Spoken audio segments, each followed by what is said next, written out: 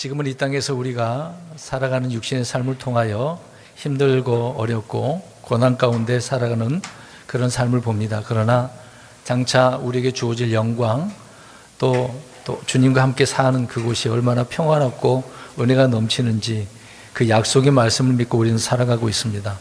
이 땅에 소망을 두지 마시고 저 하늘에 주님께 소망을 두는 저 여러분들이 되기를 간절히 바랍니다. 성경에는 다양한 사건들이 많이 기록되어져 있습니다. 그런 사건들을 통해서 우리는 주님의 말씀들을 이해하고 깨달아야 되는 것인데요. 단순한 사건이라 할지라도 주님의 말씀은 말씀으로 다 연결되어져 있기 때문에 그 영적인 교훈들을 우리가 이해를 해야 되는 것이겠죠. 이스라엘 백성들에게 주시고자 하는 말씀 그대로 이해를 하고 또 이방인들에게 주신 말씀, 그리고 이 신약 시대, 은혜 시대 때 우리 그리스도인들에게 주시는 말씀들을 바르게 나눠서 이해를 해야 됩니다.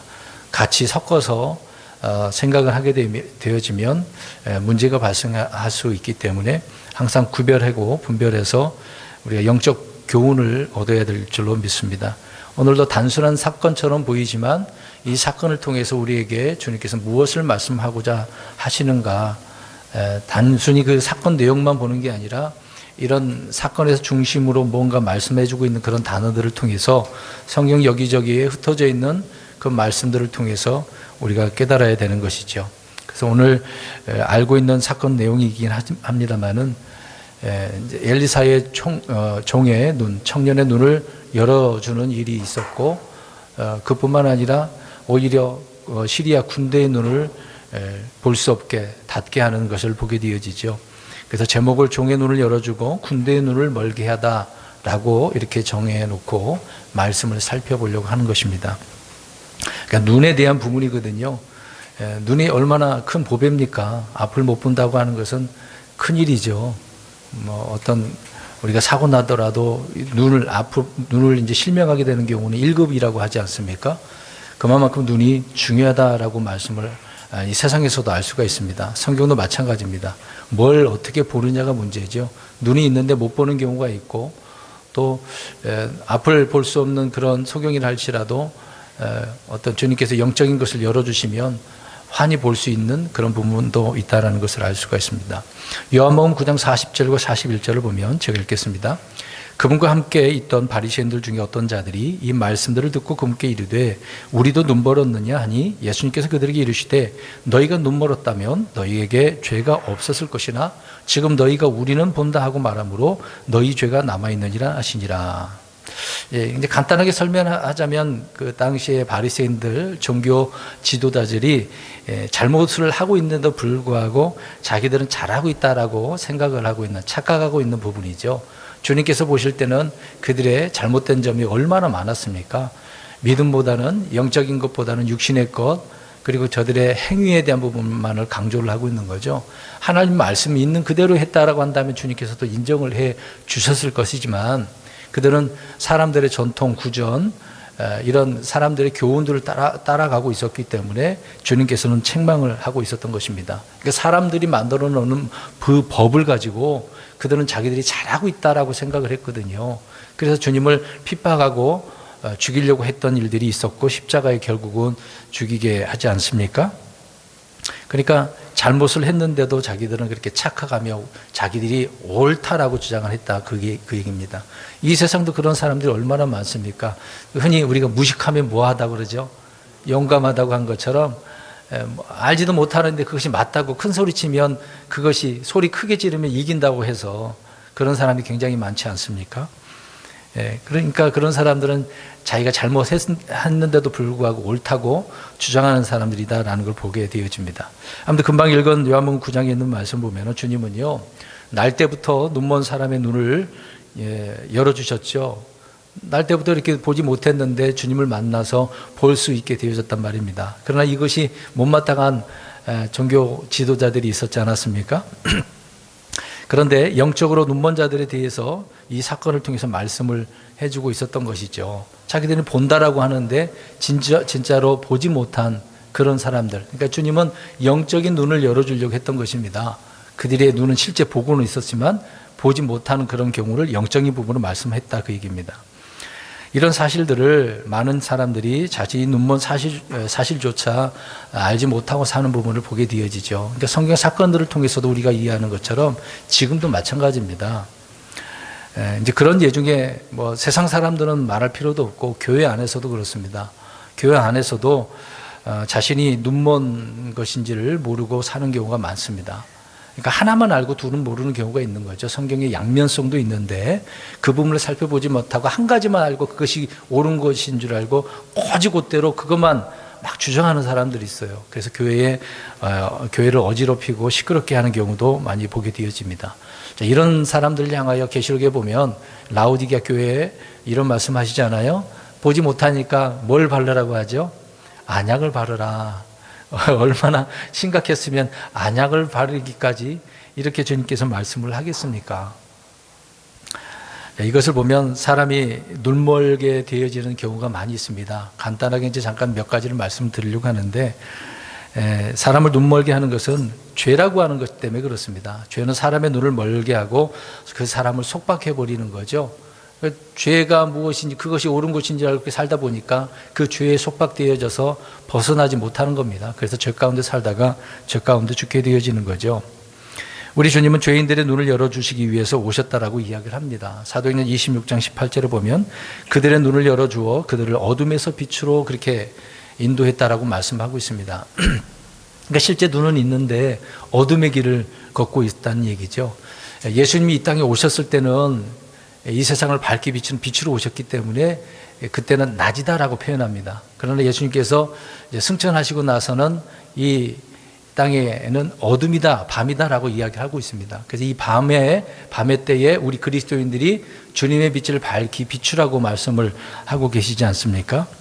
아무튼 그래서 예수님은 눈을 열어주셔서 어둠에서 빛으로 인도해 주셨다는 거죠. 자신이 빛이기 때문에. 그러니까 환히 비춰줬는데 불구하고 사람들은 그걸 깨닫지 못했다. 그래서 요한복음 1장에 나오잖아요. 말씀이신 주님 말씀하다가 그 빛에 대해서 또 설명을 하잖아요. 빛이 이 땅에 와서 비춰줬는데 어둠이 깨닫지 못했다. 이런 악한 세상에 또 거기에 빠져있고 죄 가운데 있는 사람들은 빛으로 나오지 못하는 경우다. 그래서 사람을 눈멀게 하는 것은 죄 때문에 그렇다라고 성경은 말씀을 하고 있습니다. 그러면은 보려면은 이 죄 문제를 어떻게 해야 되겠습니까? 해결받아야 되는 거죠. 그 해결해 주시는 분은 우리 예수님인 것이죠. 또한 요한복음 12장 40절에 가서 보게 되어지면 불신은 눈을 멀게 한다라고 이야기합니다. 그러니까 불신, 믿지 못하는 거잖아요. 주님을 믿지 못하는 거, 말씀을 믿지 못하는 거, 보여줘도 믿지 못하는 경우 얼마나 많습니까? 봐라. 성경 구절 있는 그대로 그냥 읽으면 되는 것인데 그 구절도 잘 이해하지 못하는 거죠. 맞는 말씀도 이런 말씀도 여기다 왜 끌어오느냐 그렇게 주장하는 사람도 있습니다. 요한복음 12장 40절에 불신은 눈을 멀게 한다라고 하는 그런 내용이 뭐냐면 이사야 대언자가 선포한 그런 내용의 말씀을 예수님이 인용한 내용입니다. 누가 믿었느냐라고 하는 그런 내용이 말씀이거든요. 말씀을 전에 선포를 했는데 믿지 못했다라고 하는 그런 내용들입니다. 그래서 하나님께서 그들의 눈을 멀게 했다, 보지 못하게 하셨다라고 이야기하고 있는 겁니다. 그러니까 이 땅에 예수님께서 오셨는데 사람들이 보지를 못하는 거예요. 실제로 눈은 있음에도 불구하고 봐야 될 것을 못 보고 있으니까. 자, 예수님을 보면 누구를 본 것이다? 하나님을 본 것이다. 제자들도 잘 몰랐던 사실 아니겠습니까? 그러니까 얼마나 강팍하니 하나님께서는 아예 보지 못하도록 볼 수 없도록 눈을 닫아버리시는 그런 경우가 있다는 얘기죠. 오늘 본문에도 나오지만요. 또 하나는 사람을 눈물을 멀게 하는 것이 마귀 때문에 그렇습니다. 마태복음 12장 22절과 고린도후서 4장 4절에 말씀하고 있는데 사람의 눈을 마귀가 멀게 하는 거예요. 보지 못하도록. 자기만 보게 하는 거죠. 하나님을 볼 수 없도록, 진리의 말씀을 볼 수 없도록, 심지어 성경 읽지 못하도록 방해까지 합니다. 저 여러분들이 성경을 안 보는 경우도 이렇게 마귀가 일하고 있다고 볼 수도 있겠죠. 고린도서 4장 4절에 믿지 않는 자들의 마음을 가려 하나님의 형상이신 그리스도의 영광스러운 복음을 그들에게 비치지 못하도록 했다. 복음의 빛이 비춰져야 되는데 마귀가 다 가리고 있으니 많은 사람들이 아직도 주님을 믿지 못하고 있는 경우도 볼 수 있는 거죠. 교회에 왔다 갔다 한다고 해서 믿는 게 아닙니다. 진정으로 주님을 믿는 자가 주님을 볼 수 있다라고 이야기하고 있는 거죠. 믿지 않는데 주님을 볼 수가 없기 때문에 그렇습니다. 그 다음에 네 번째로는 요한복음 9장 39절에 보면 주님의 심판은 보는 자들을 눈물게 한다라고 이야기를 하고 있습니다. 이게 심판의 문제죠. 하나님께서 저 악한 자 보지 않게 딱 해버리면 볼 수 없게 된 것이다 라고 말씀을 하고 있는 겁니다. 우리 창세기 19장 가서 보게 되어지면 뭘 찾지 않으셔도 됩니다. 아브라함의 조카 누구입니까? 롯이 있죠. 롯의 집에 천사들이 찾아왔습니다. 이제 롯을 구출해내고 그 소돔과 고모라를 어떻게 하려고요? 멸망시키려고 그러지 않습니까? 근데 천사들이 왔는데 그 천사들이 얼마나 잘생겼으면 소돔에 사는 사람들이 주로 어떤 자들이라고 우리 동성애자들이죠.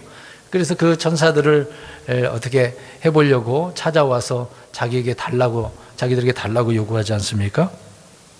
그렇게 그 소돔 사람들을 그렇게 오니까 천사들이 어떻게 해버리죠?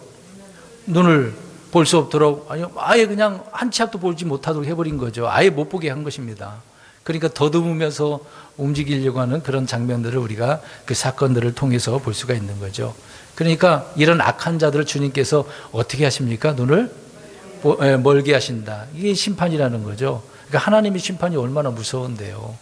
근데 사람들은 이 무서움을 모르는 거죠. 두려워해야 되는데 그냥 자기들이 살고 있으니까 괜찮다라고 생각을 하죠. 그러니까 어느 순간 볼 수 없게 되어진다고 한번 생각해 보시기 바랍니다. 엄청난 후회가 그들에게 있을 수도 있겠죠. 그러니까 소돔 사람들을 심판함으로 볼 수 없게 되어진 것이다. 그 다음에 오늘 본문에 가서 보니까 오늘 본문을 펴서 보십시오. 열왕기하 6장 18절에 이제 그런 내용이 나오고 있습니다. 그러니까 그게 보니까 이제 시리아 사람들이 쳐들어오게 된 장면이죠. 이제 그 당시에 그러면 사회적 역사적인 배경을 보고 이 사실들을 우리가 잠깐 생각해 보려고 합니다. 그 시대가 얼마나 극도로 악한 시대였는지. 남쪽은 그나마 좀 믿음의 사람의 왕이 있어서 괜찮은 부분도 있지만 물론 다 좋은 왕은 아니었어요. 근데 북쪽 이스라엘은 다 악한 왕이었지 않습니까? 정말 그런 악한 왕들이 다스리고 있는데도 불구하고 하나님은 대언자를 통해서 말씀을 전하게 하시죠. 우상을 아예 갖다 놓고 하나님의 성전을 더럽히고 있는데도 불구하고 하나님은 그래도 그들을 데려오게 하시려고 눈을 열어주셔서 하나님을 보게 하려고 대언자들을 계속 보내시고 또 보내시고 그렇게 핍박을 하고 죽였는데도 불구하고 또 보내시지 않습니까? 그들을 사랑했기 때문에 하나님은 많은 사람들을 있지만 많은 민족이 있지만 그중에 보잘것없고 사람의 수도 적은 저 이스라엘 사람들을 택해 주셔서 민족을 이루고 나라를 이루게 하신 분 아니겠습니까? 그런데 그들이 주님을 배반하고 우상을 섬기고 하나님 말씀보다는 사람의 말들을 그렇게 따라가게 되어지지 않습니까? 그렇게 살아가는 사회적 배경을 보세요. 완전히 썩을 대로 썩고 부패할 대로 부패한 그런 나라였다는 것이죠. 특히 북이스라엘이요. 아합 왕이 죽고 난 뒤에 아합 왕도 극도로 악한 왕이었지 않습니까? 그 뒤로도 계속 그랬단 말이죠. 이 사실을 우리가 이제 열왕기 6장과 7장을 좀 우리가 보려고 합니다. 6장을 먼저 보시면 그냥 펴서 한번 보시면 바로 오늘 6장이니까 1절부터 7절에 보면 대언자들의 아들들이 거할 집을 짓기 위해서 벌목을 하는 그런 장면의 내용입니다.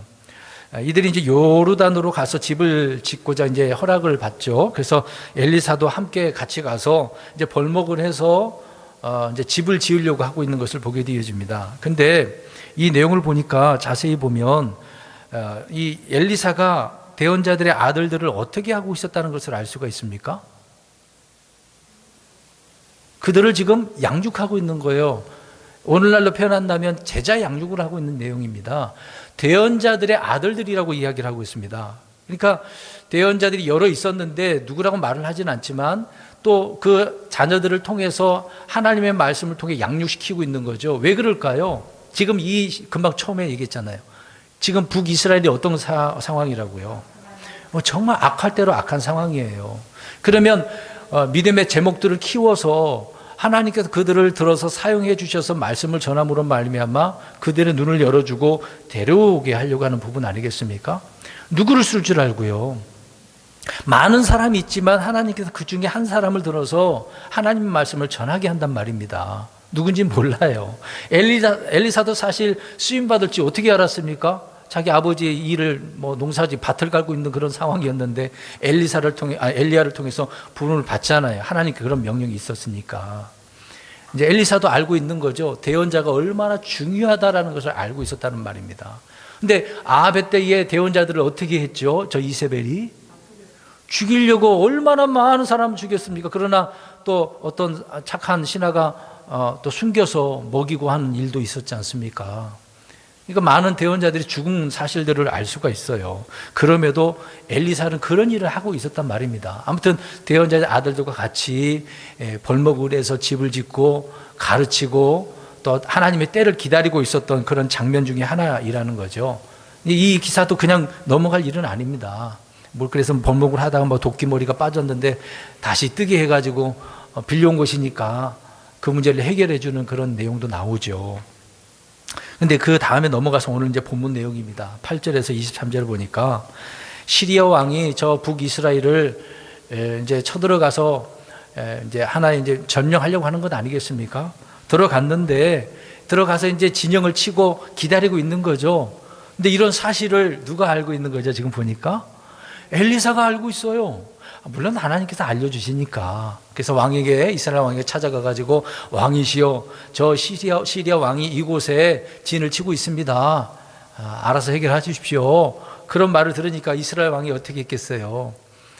가가지고 자기를 구원했다라고 말씀을 하고 있지 않습니까? 근데 이런 일이 한두 번이 아니었다라고 말을 하고 있습니다. 이 정도 되어지면 왕이 오늘 의심한 것처럼 우리 중에 누가? 쉬운 말로 올해 첩자 스파이가 있다. 이거 첩자를 잡아내야 되는 입장에 서게 되어지는 거죠. 그러나 똑똑한 신하들이 그나마 있었네요. 이런 모든 일들을 왕이 침실에 있는 가운데 말하는 것까지 다 알고 왕에게 구한다라고 고백을 하죠. 이거 왕이 뒤집어지지 않겠습니까? 아니, 내가 조용히 침실에서 말한 것까지라도 다 안다고 한다면 이건 이래도 저래도 어떻게 할 수가 없잖아요. 그래서 시리아 왕이 어떻게 하려고 합니까? 엘리사를 죽이려고 알아보니까 도단에 있다. 그래서 도단으로 쳐들어가게 되어지죠. 그런 내용이 지금 오늘 나오고 있습니다. 쳐들어가가지고 둘러싸서 엘리야를 죽이려고 하는데 엘리사를요. 엘리사 종이 있습니다. 종이 딱 보니까 어땠습니까? 저 시리아 군대가 쳐들어와서 있는데요. 얼마나 두렵겠어요. 무섭잖아요.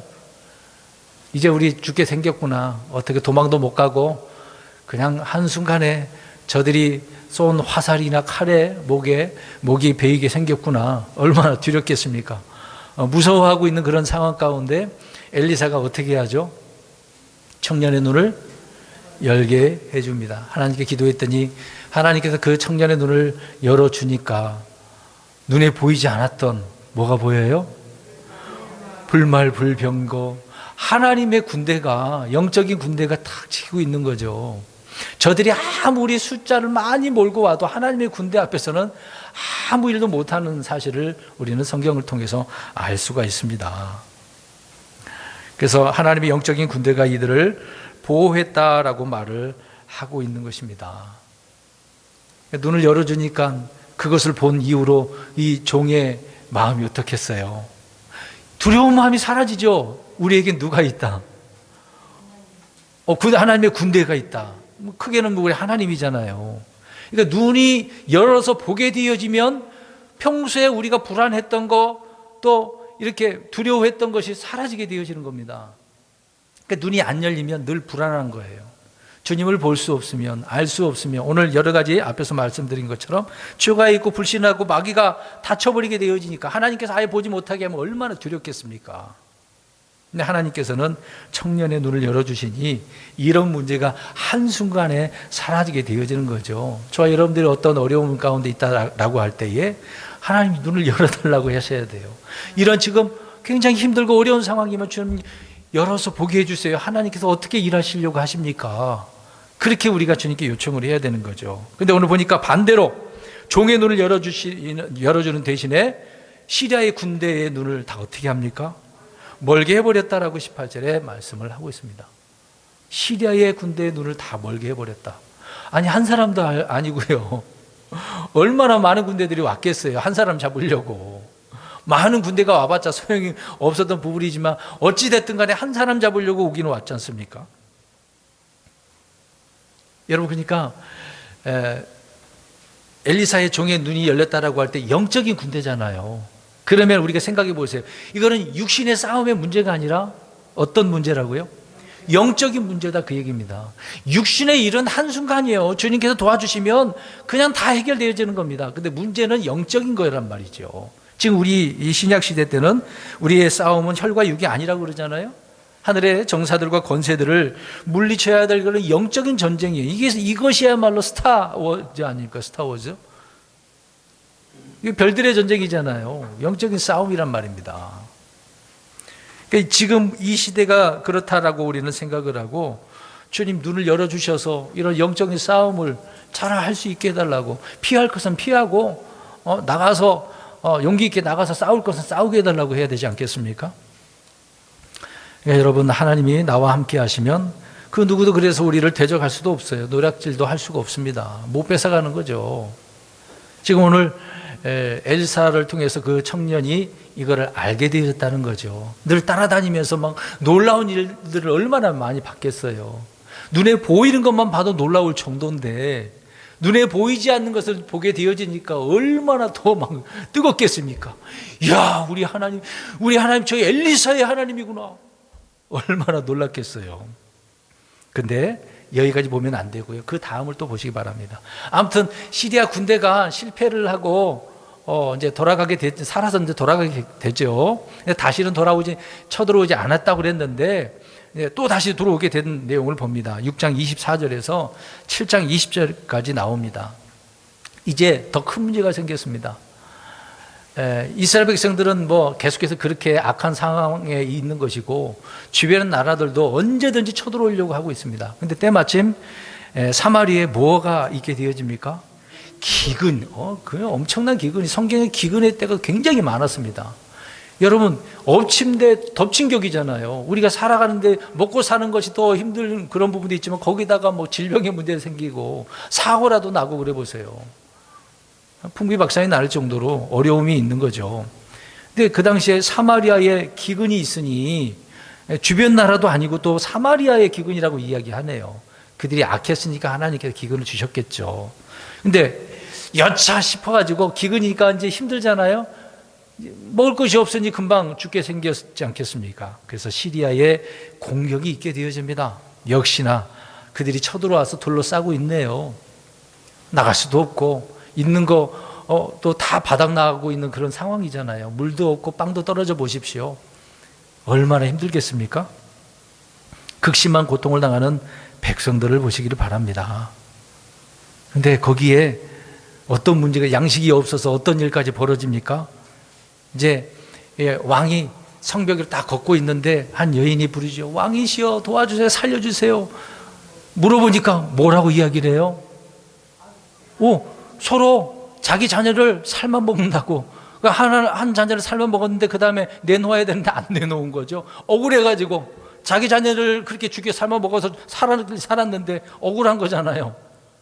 이 정도로 악했어요. 얼마나 기근이 심했으면 사람 자기 자녀까지 잡아먹냐고요. 정말 악한 시대였던 것입니다. 그들이 어떻게 살았는지 그 당시에 사회적으로, 역사적으로, 문화적으로도 알 수가 있는 것 아니겠습니까? 그러니까 하나님 앞에 그렇게 불신하며 살아가니 이런 어려움이 있을 수밖에 없는 거죠. 성례에서는 이렇게 아이를 잡아먹는 일로 왕에게 재판을 청할 지경이었다라고 성경은 기록을 하고 있습니다.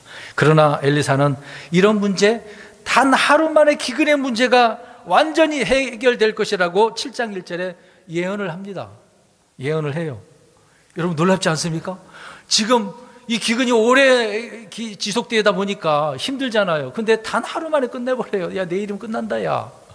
그랬더니 이 말을 들은 귀족 하나가 어떻게 이야기를 해요? 무슨 소리야? 이건 될 수가 없어. 될 수가 없어. 여러분, 이 기근의 때가 되어 지금 물가 파동이 있지 않습니까? 전쟁으로 인해서 더욱더 인도가 지금 밀 그런 부분도 더 수출하지 않겠다고 하니까 이제 이것이 뛰면 우리나라도 영향이 있을까요, 없을까요? 있죠. 물가가 올라가는 거죠. 평소에 1,000원 주고 살았던 거 2,000원, 3,000원 돼 보세요. 엄청납니다. 석유, 기름도 마찬가지인데요. 그런 상황이 오게 되어지는 거죠. 그러니까 이런 사실들을, 현실을 보면 이 귀족 하나가 말도 안 되죠. 어떻게 그 하루 만에 해결돼? 이걸 해결되더라도 몇 년, 몇 달, 몇 년 될 수도 있는 것인데, 그렇게 생각했겠죠.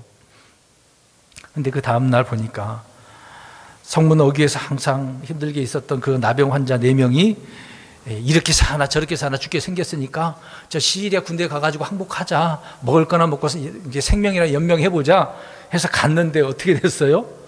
하룻밤 사이 시리아 군대가 도망가 버리고 없어져 버렸네. 놀라운 일이 생기죠. 그래서 와, 잘 됐다. 금은 무화를 다 숨겨놓고 그러다 보니까 양심이 찔려가지고 이래서는 안 되겠네. 그래서 가서 구하게 되지 않습니까? 그러면 시리아 사람들이 왜 도망갔냐 이 말이죠. 오늘 성경 내용 보니까 어떻게 도망갔어요? 아니, 눈이 멀어서 도망간 거 아니에요. 잘 보셔야 돼요. 무슨 소리를 들었어? 왜? 보니까 병거 소리, 말 소리, 큰 소리, 군대의 소리를 듣게 되었거든요. 하나님께서 이렇게 하셨다고 말씀하고 있습니다. 하나님께서 이런 소리를 내게 하니까 그 소리, 하나의 소음이잖아요. 엄청난 소음이죠. 우리보다 더 큰 군대가 왔네?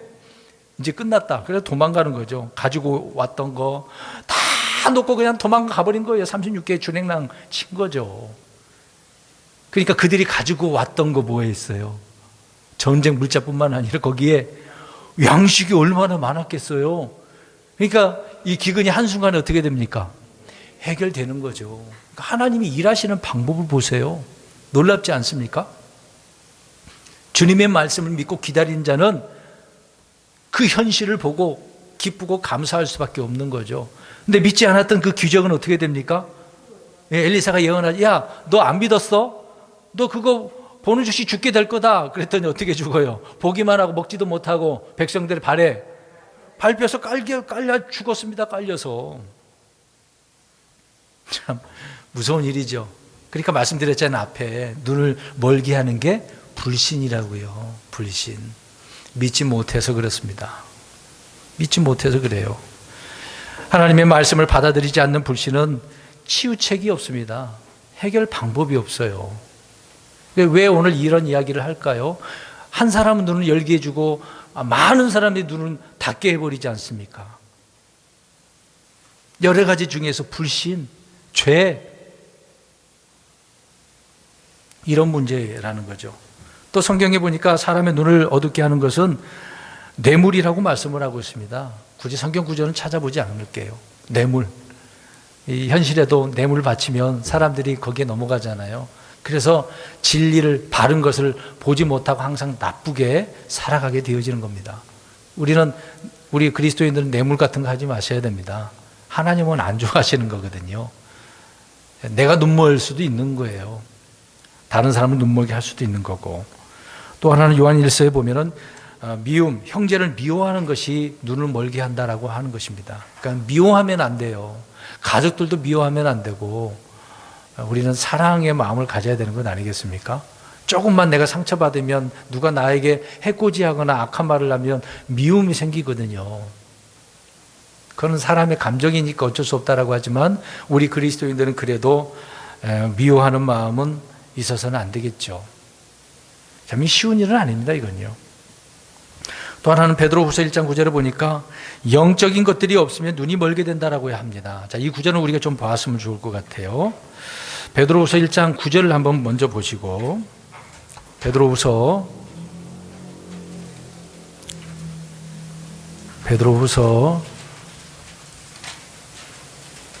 1장 9절을 먼저 보세요. 읽어봅니다. 시작. 그러나 이것들이 없는 자는 눈먼 자여 멀리 볼 수 없는 자며 자기의 옛 죄들에서 자기가 깨끗하게 된 것을 잊은 자니라. 자, 이것들이 없는 자는 눈먼 자고 멀리 볼 수 없대요. 그럼 이것들은 뭐예요? 앞에 5절부터 읽어봅니다. 시작. 이것과 더불어 열심을 다하여 너희 믿음의 덕을, 덕의 지식을, 지식의 절제를, 절제의 인내를, 인내의 하나님의 성품을, 하나님의 성품의 형제의 친절을, 형제의 친절의 사랑을 더하라. 이것들이 너희 안에 있어 풍성하면 그것들이 너희가 우리 주 예수 그리스도를 아는 것에 빈약하거나 열매를 맺지 못하는 자가 되지 아니하게 하리라. 자, 앞에 있는 거 믿음서부터 사랑까지, 이것이 없으면 눈먼 자래요. 우리 그리스도인들에게 베드로 사도가 말씀을 하고 있는 내용인 것입니다. 중요한 거잖아요. 믿음, 덕, 지식, 절제, 인내, 경건, 형제, 친절, 사랑. 우리에게 이것이 넘치고 또 넘치고 있습니까? 한번 생각해 보십시오. 이것이 없으면 우리도 역시 눈먼 자라고 말씀을 하고 있는 것입니다. 그래서 우리는 지각의 눈을 열어달라고 늘 기도를 해야 되겠죠. 그러면 주님께서 밝히 열어주시는 것 아니겠습니까? 그러면 우리의 눈을 밝게 하는 것이 무엇이겠습니까? 간단하게 주님의 말씀들이죠. 주님의 지혜와 계시의 영을 통해서요. 또 주님께서 주시는 아까 계시록의 말씀처럼 안약을 발라야 되는 것이죠. 하나님이 눈을 열어주신다고 말씀을 하고 있습니다. 에스라서 9장 8절에 보면 말씀들이 눈을 열어준다고 이야기하고 있습니다. 시편 13편 3절에 보면 기도해야 된다고요. 앞에서 말씀드린 것처럼 기도해야 되는 거죠. 주님, 내 눈을 열어주십시오. 여러분, 이런 것들이 없으면 눈먼 자래요. 앞에서 여러 가지 말씀드렸습니다만은 이제 영적인 교훈을 우리가 생각해 보려고 합니다. 누구는 열어주고 누구는 눈을 닫혀주는 이런 일들. 저와 여러분의 눈을 하나님께서 어떻게 하고 계십니까? 주님께서 열어주셔서 우리가 볼 수 없는 것들을 보고 살고 있습니까? 볼 수 없는 것들을 보니까 살아가는데 어려움이 없잖아요. 여러분, 밤에 빛이 비춰주니까 길을 제대로 걸을 수 있는 것 아닙니까? 지금 시설이, 환경이 좋아서 가로등도 있고 후레쉬도 있고 그러니까 잘 다니잖아요. 과거에는 그것이 없었다고 생각해 보세요. 하늘에 밤에 달도 환하게 비치지 않으면 걷기도 어렵지 않습니까? 그런 상황이 우리 현실을 통해서 우리가 알 수가 있는 거죠. 그런데 주님께서 우리의 눈을 열어주셔서 보게 해주시니 얼마나 감사합니까? 자, 그러면 영적인 부분에 대해서 좀만 더 이야기를 할게요. 성경에 보니까 개들이 지옥에 던져진대요. 개들이. 그런 구절 보셨습니까? 개들이 지옥에 던져진대요. 우리 집 저 위에 강아지가 있는데 지옥에 갈까? 그런 말일까요? 잘 들어보세요. 성경에 개들을 지옥에 던져버린다고 말씀을 하고 있네요. 근데 그 계시록 21장 8절에 보면 둘째 사망에 던져진다라고 또 말씀을 하고 있습니다. 도대체 이 개들을 누구를 말하길래 이야기를 하는 걸까요? 네 발 달린 개가 아니라 어떤 사람들을 지칭해서 말을 하고 있는 겁니다. 악한 자를 이야기하겠죠. 앞에서 말씀들이 쭉 여러 가지 그런 사람들을 말하고 있는 거겠죠. 그런 자들을 뭐라고 하냐면 예수님께서 말씀합니다. 위선자들이라고, 회칠한 무덤이라고, 어리석은 자들, 눈먼 자들, 눈먼 안내자들, 뱀들, 독사들, 지옥의 자식들, 개들, 돼지라고 표현을 하고 있네요. 자, 이런 자들이 어디에 던져진다고요? 지옥과 나중에 불호수에 던져진다라고 이야기를 하고 있습니다. 짐승을 이야기하는 게 아니라 이런 어떤 사람을 이야기하고 있는 거예요. 근데 이런 말을 누가 했을까요? 여러분? 누가 했을 것 같아요? 예수님과 또 사도들이, 믿음의 사람들이 그렇게 표현을 했습니다. 어떻게 보면 어떻게 예수님의 입에서 이런 상스러운 욕을 할 수가 있는 것처럼 그렇게 표현하지 않습니까? 사람들이 어떻게 예수님이 그렇게 욕을 할 수가 있어? 교양이 없네? 상식이 없네?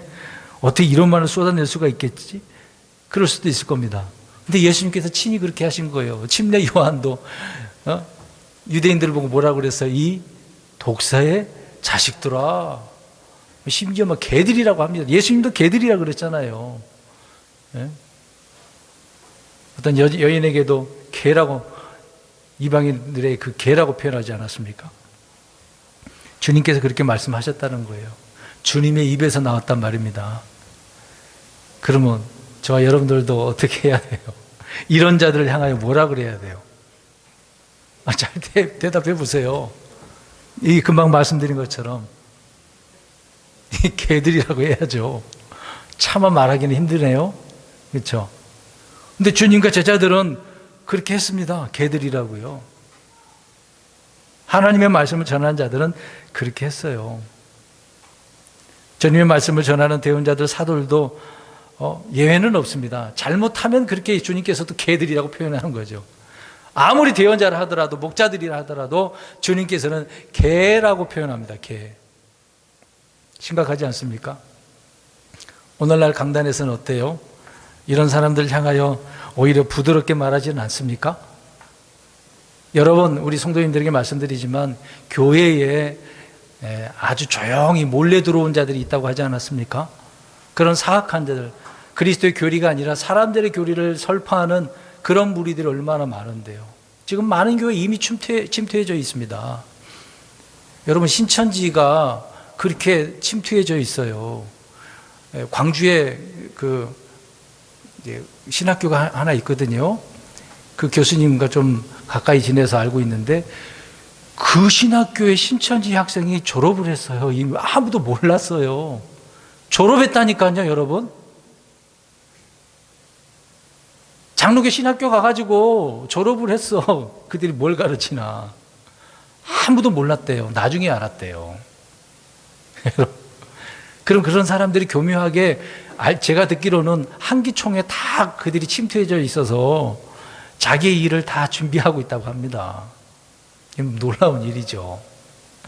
악한 자들이 그렇게 들어와져 있어요. 들어와가지고 얼마나 사람들이 그들이 그런 말을 또 악한 말도 표현하긴 합니다만은 대부분의 목사들 한번 생각해 보세요. 이런 자들을 향하여서 무슨 말을 할까요? 부드럽고 좀 기름처럼 미끄러운 그런 말들을 할까요? 뭐 립서비스라도 해줍니까? 예? 그래서는 안 되죠. 이런 악한 자들을 향해서 우리는 단호하게 개들이라고, 어리석은 자고, 해칠한 무덤이라고, 독사의 자식들이라고 해야 됩니다. 물론 우리는 항상 그래서는 안 되겠죠. 우리는 선한 사람이고 옳은 말을 해줘야 되는 것이겠죠. 근데 이런 악한 자들을 향하여서 우리는 가만히 있어서는 안 되는 겁니다. 그러니까 오늘 제가 눈먼 자에 대한 이 눈먼에 대해서 지금 말씀을 드리고 있는데, 어떤 자가 눈먼 자냐? 이런 악한 자들이 눈먼 자들인데 우린 그들을 좋은 시각으로 바라봐서는 안 된다는 이야기입니다. 그러면 이사야 56장을 한번 또 가보겠습니다. 몇 구절을 우리 또 볼게요. 이사야 56장 10절과 11절을 한번 보시기 바랍니다. 이사야 56장 10절과 11절. 저는 이 시대를 지금 생각을 하면서 우리 성도님들에게 말씀을 드리고 있는 것입니다. 계속해서 이런 일들이 끊임없이 이루어지고 있고 많은 성도들을 엉뚱한 길로 빠뜨리고 있기 때문에 그러는 거죠. 10절 11절 시작.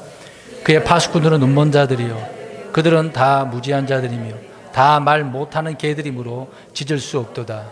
그들은 잠자고 눕고 졸기를 좋아하니 참으로 그들은 결코 만족할 수 없는 탐욕스러운 개들이요 깨달을 수 없는 목자들이니라. 그들이 다 자기 길을 바라보고 저마다 자기 구역에서 자기 이익을 추구하며 하면, 그 당시에 보니까 파수꾼들 목자들이라고 이야기합니다. 이들이 백성들을 바르게 인도해주고 경고의 나팔도 불어주고 가르쳐주고 인도해줘야 될 그런 사람들 아닙니까? 근데 그들이 오늘 내용 읽어보니 다 자기가 만족하는 탐욕에 빠져 있는 거예요. 자기 이익에만 빠져 있는 거죠. 내 구역, 자기 구역이라고 나오잖아요. 거기에서 잘 먹고 잘 살겠다, 그 얘기 아니겠습니까? 이런 자들을 향하여 주님께서 뭐라고 표현했습니까? 개들이라고요. 개들. 성도들을 향하여 좋은 꼴, 살찐 꼴을 먹여서 윤택하게 건강하게 만들어야 되는데 영적으로 오히려 더 피폐하게 만들지 않습니까?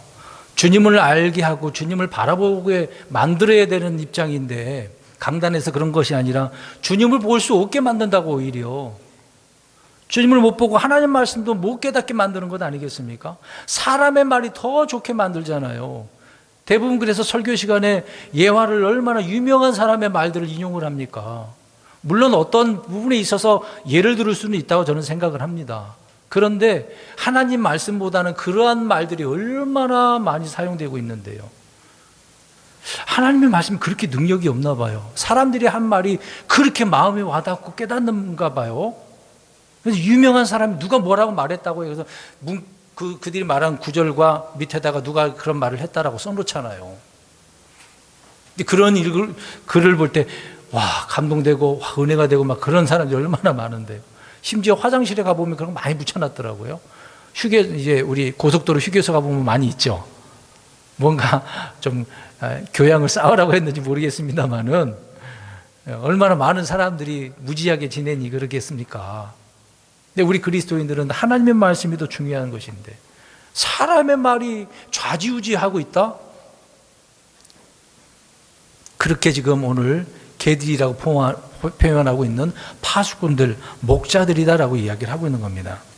그러면 이런 자들에게 이 귀한 것을 던져줘야 돼요? 안 던져줘야 돼요? 안 되죠. 자, 마태복음 7장 6절 가서 보겠습니다. 거룩한 것을 던져줄 수는 없는 거죠. 마태복음 7장 6절. 마태복음 7장 6절입니다. 시작. 너희는 거룩한 것을 개들에게 주지 말고 너희 친주들을 돼지들 앞에 던지지 말라. 돼지들이 자기 발밑에서 그것들을 짓밟고 다시 돌아서서 너희를 찢을까 염려하노라. 자, 개들에게 거룩한 것을 던져주지 말래요. 개.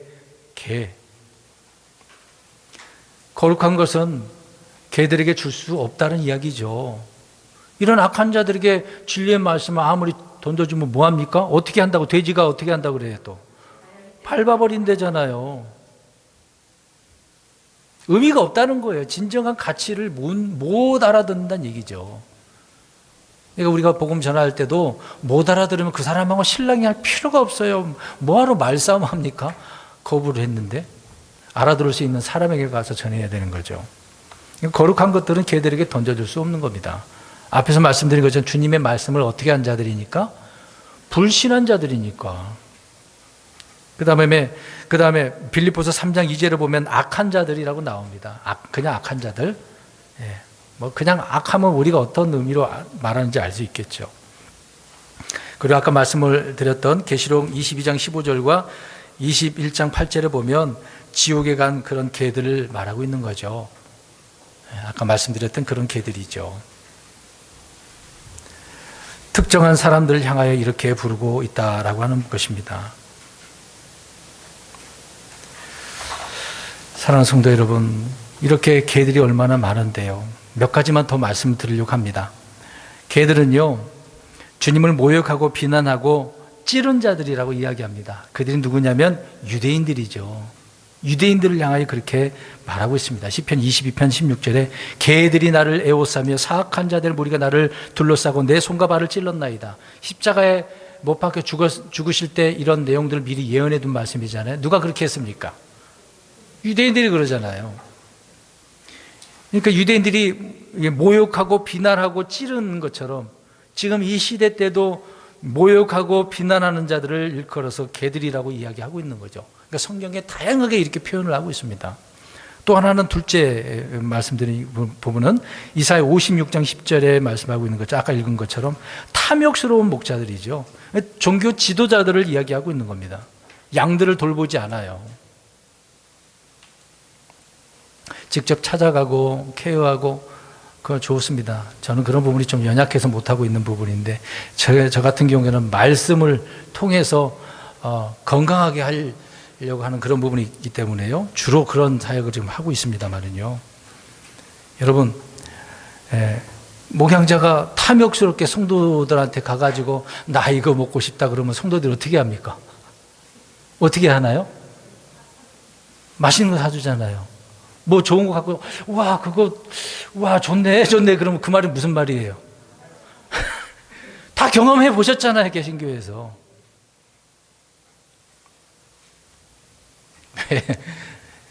어떻게 성도님들을 가갖고 그렇게 하겠습니까? 그러면 안 되죠. 그게 자기에게 있으나 없으나 뭐가 중요하다고요. 과거에 그랬어요. 제가 섬기던 교회에서 한 분이 차를 샀는데 그 목사님은 차가 변변치 못해요. 그래서 화가 나가지고 차를 교회 이름으로 해갖고 뽑아버렸어. 여러분 모르시죠? 전 경험해서 알아요. 그걸 봤거든요. 자기 차는 없는데 성도가 차를 뽑았다고. 오히려 차를 뽑았으면 어떻게 해줘야 되죠? 잘했다고 칭찬해주고 그렇게 기도해주고 그러면 얼마나 감사해요. 사고 나지 않게 해달라고. 그게 마음이 상하고 그래서 차를 뽑아버리고 그럼 되겠습니까? 그러니까 성도들을 안 돌보는 거죠. 자기만을 먼저 생각하는 거죠. 그래서 자기 생일 때도 안 찾아오면은 돈 봉투나 뭔가 없으면은 기분 나빠합니다. 저는 많이 봤어요. 그런 사실들을요. 그것을 보면서 그 당시에 제가 전도사 때인데, 장로교 전도사 때인데 어떻게 생각했을 것 같아요? 앞으로 나도 저렇게 목회해야 되겠다 그랬을 것 같아요? 전혀 아닙니다. 저는 낯뜨거워서 그런 것도 못하고요. 이건 옳지 않은 거죠. 그게 뭐가 중요하다고요. 굶어 죽었으면 죽었지. 주님은 개들, 독사의 자식, 이리, 울부짖는 사자, 여러 가지 동물들을 그렇게 다 끌어다가 표현을 그렇게 해주고 있는 것입니다. 탐욕스러운 자들이 얼마나 많은데요. 근데 이스라엘 그 당시에 거기에는 이제 개들이 밤에 두루 돌아다녔대요. 그런 것처럼 그런 악한 자들이 돌아다니면서 성도 백성들의 것을 탈취, 노력하는 것들이 많이 있었다고 합니다. 누가요? 개들인데 그들이 누구라고요? 네, 종교 지도자들이요. 파수꾼들이, 목자들이요. 세 번째로는 사무엘상 24장 14절을 보면 우리가 알다시피 시므이가 나옵니다. 심한 모욕감을 주고 저주하는 자를 말하고 있는 거죠. 다윗을 향하여서 시므이가 저주합니다. 그때 이제 아비새가 저 죽은 개가 왕을 저주합니까? 내가 가서 죽이겠습니다. 그러니까 내버려 두잖아요. 그러니까 모욕을 하는, 저주를 하고 있는 그런 자를 향하여서도 뭐라고 부른다고요? 개들이라고요.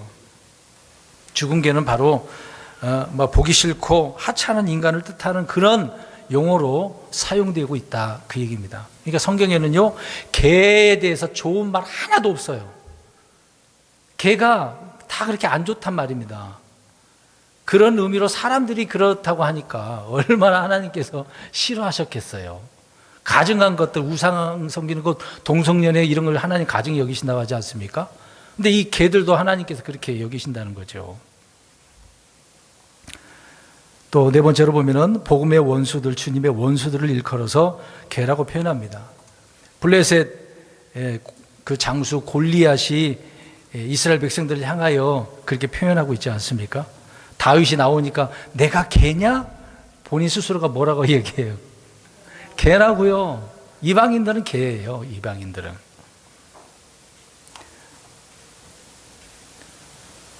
앞에서 또 중복적인 부분이지만 다섯 번째로 거짓 사역자들을 개들이라고 이야기합니다. 여섯 번째로는 믿지 않는 남자들을 개라고 하는 거죠. 개 그러면 남자 이야기하고 돼지 그러면 여자를 이야기하고 있는 겁니다. 성경에 그렇게 이야기를 해요.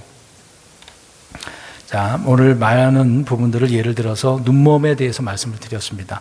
누가 개고 누가 저 지옥불에 불옷에 던져지는가? 개들이라는 거죠. 꼭 그들은 한 가지로 표현해서 오늘 어떻게 하는 자들, 믿지 않는 자들, 불신하는 자들 이야기하고 있는 겁니다. 그들을 향하여 우리는 개들이라고 표현을 해야 되겠죠. 성도 여러분, 우리 주변에 그런 사람들이 많습니다. 우리는 그런 사람들이 되어서는 안 되는 것이고요. 바르게 살아야 되는 겁니다. 지금은 악한 시대잖아요. 좋은 세상 아닙니다. 정권이 바뀌었다고 뭐가 환경이 달라지고 사람들이 막 몰려다니네요. 어제 기사를 잠깐 봤어. 대통령이 주말이라고 그래서 막 시장 다니고 백화점 다니고 그래. 그러니까 저는 주로 댓글 보거든요. 댓글 보면 사람들이 야, 우리 이훈 대통령 대단하다. 이제 살맛 나는 그런 이제 시대를 만들구나. 막 찬양을 해놨더라고요. 많은 사람들이 좋아 표시를 했어. 어떤 사람은 반대하는 것도 많지만 불만한 사람은 또 싫어하겠죠. 자, 그럴 때 여러분 그런 걸 보면 어떨까요? 이제 이 나라가 바로 잡혔구나, 잘 되는구나, 그렇게 생각하는 사람들 많을 거예요. 정권 바뀌었다고 잘 될 것 같습니까?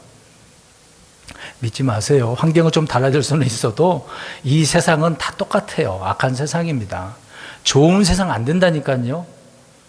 정권이 앞으로 계속해서 바뀐다고 해서 좋은 세상 안 옵니다. 믿으십니까? 안 믿으셔요? 이 세상은 좋은 세상 아니라니까요. 악한 세상이라고 분명히 주님께서 말씀해놨는데 왜 좋은 세상 온다고 그래요? 악한 세상이니까 주님께서 이 땅에 오셔서 심판하신다고 이야기하지. 우리는 좋은 세상 살고 있는 게 아닙니다. 그냥 단지 하나님 이런 상황이지만 우리를 도와주세요. 평안하게 살 수 있도록 도와주세요. 입을 거 먹을 거 마실 거 걱정 없이 살게 해주세요. 이렇게 구하며 살아가는 거죠. 말씀 여기에 계신 분들이 뭐 대박 나셔갖고 떼부자 좀 되세요. 좀 제발 좀 그러세요. 뭐 그렇다고 해서 제가 뭐 달라는 얘기 아닙니다. 뭐 사달라는 얘기는 절대 안 해요. 그렇게 요구하지도 않으니까. 그게 중요한 게 아니죠. 잘 사세요. 건강하게 잘 사시고 부자 되시고 잘 사세요. 우리가 잘 사는 것도 중요한 것이 아니겠습니까? 근데 우리의 눈이 어디에 있어야 되느냐? 눈이 열려서 바로 봐야죠. 주님이 계신 곳에 있어야지 없는 데 가가지고 볼 수도 없는 상황 가운데 두려워하고 떨고 이렇게 살면 되겠습니까? 불안해하고. 주님을 못 보면 코로나 때도 힘들어요. 죽는 거죠. 나 어떻게 하냐? 미리 겁이 나서 이것도 못하고 저것도 못하는 사람 많잖아요. 그러지 마시고 주님 우리의 눈을 열어주셔서 주님을 보게 하시고 말씀을 보게 하시고 이 세상을 바로 보게 해달라고. 그리고 또 악한 자들이 어떤 눈먼 자들인지를 깨닫고 내가 그런 사람이 되지 않게 해달라고 믿음으로 사는 저희 여러분들이 되시기를 주의 이름으로 축원합니다.